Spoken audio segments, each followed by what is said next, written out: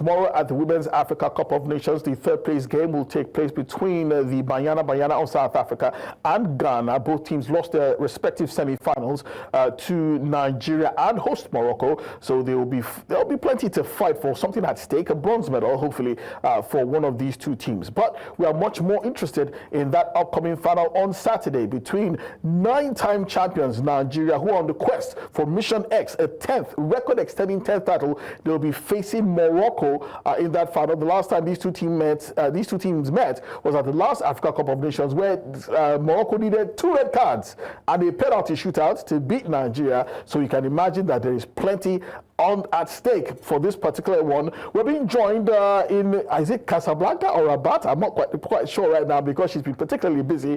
She's in Rabat. Thank you for that. Onyinyechi Obaroh, our correspondent in Morocco, who's been covering this tournament. Thank you so much for coming through tonight, Onyinyechi. You've been watching the Super Falcons training today. Quick update from the camp. We hear that there might be an injury scare with Jennifer Echegini. Can you expatiate on that?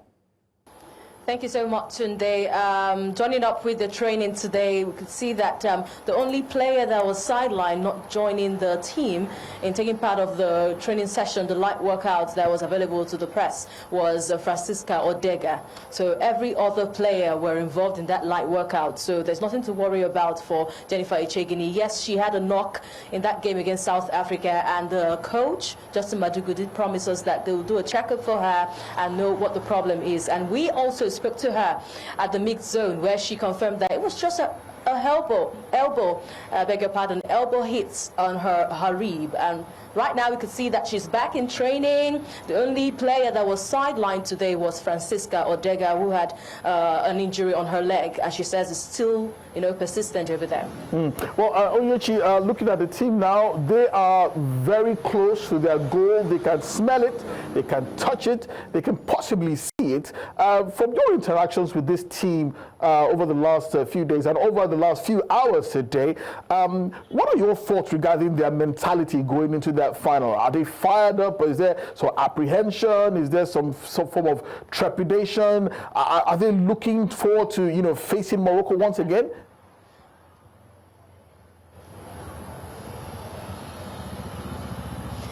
Tunde, I'm certain that they are fired up ahead of this final against Morocco. We had a conversation at the mixed zone with Ashley Plumpton, and she says, I would like Morocco because she remembered what happened at the semi-final of the Women's African Cup of Nations in 2022. At the moment, I am standing, just behind me is the hotel where the Super Falcons are camped in Rabat. Now, we are waiting interviews from the players because we've been told we would have a little bit of exclusive time with them to talk about their expectation and what Nigerians should wait from them going into the final against Morocco. So I'm still waiting over here, hoping to talk to more players to sample their opinions, to also feel the pause ahead of this final against Morocco. So we'll keep a tab on that and bring them to you, of course, on News Central TV. But speaking to the players from the mixed zone, yes, they are fired up. Good motivation coming from that game against Zambia, the win against Zambia, and also having to oust the defending champions. I think that's a big motivation for the players, and I'm hoping that they will not let this one slip by. They will go all out against the host nation. They understand what it is to face a host nation. You'll be facing their fans, and for the fact that they're leaving Ladubizuli, moving to the Olympic Stadium, that's a huge one for them. So having to play the finals against the 12th fan, they know, but they are fired up. They are not letting affliction to arise a second time. Amen to that. Onyinyechi Obaroh joining us live from Rabat, bringing us the latest updates from the Super Falcons camp. Thank you so much for coming through tonight. We have to let you go so we can go get those exclusives, but thank you once again for coming through tonight on Game On.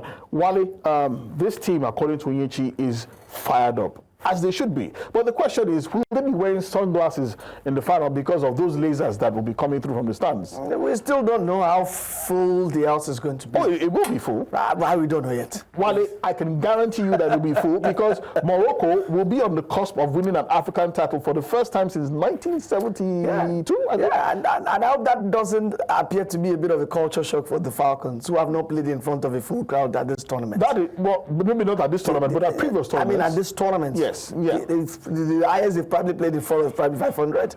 You know, but maybe not this one, but they're experienced. Yeah. They're professionals. Yeah.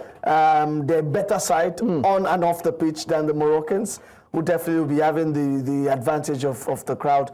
But I don't think that will be a problem for them. I mean, look at the captain of the side, plays at Atletico Madrid. Look at the goalkeepers. I mean, some of the best goalkeepers in the world. Look at what we have up front. We have fantastic players, and the fact that we've been able to dispatch Zambia and also defending champions should send a chill down the spine of the Moroccan side, who I thought struggled against Ghana and had to rely on the lottery of shootouts to be able to progress. So I think that the Falcons shouldn't have any problem. But sometimes you don't want to go into games like that being overconfident. No. I don't think that, we are favorite. Because we are overwhelming favorites here. That's the truth. You think so? We are overwhelming favorites. We've won this 9 times. 9 times. Morocco have not won it before. I mean, it's very clear to see. Looking at second time, lucky. I mean, they lost last time to the Bayana. They'll be hoping that the Super Falcons will be easier. And Morocco need this also for the credibility and for authenticity of what they've been doing. They've invested a lot into the women's game, and winning this title is like a crowning effort for them. If they win this title and they win the WAFCON in December, January, they will be holding the 2 biggest diadems in African sport. So you can imagine that they will pull out all the stops.